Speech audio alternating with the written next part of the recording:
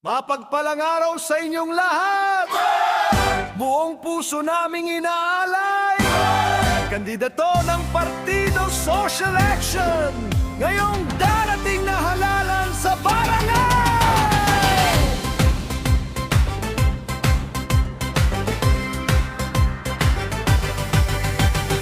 Boses ng mga kababaihan, sandigan ng mga kabataan, may malasakit sa natatanda, may busilak na puso sa maralita, gurong gumagabay sa mga nangangailangan, tagaubog ng magandang kinabukasan. Marami na ang kanyang natulungan, sa konseho siya ang ating kailangan.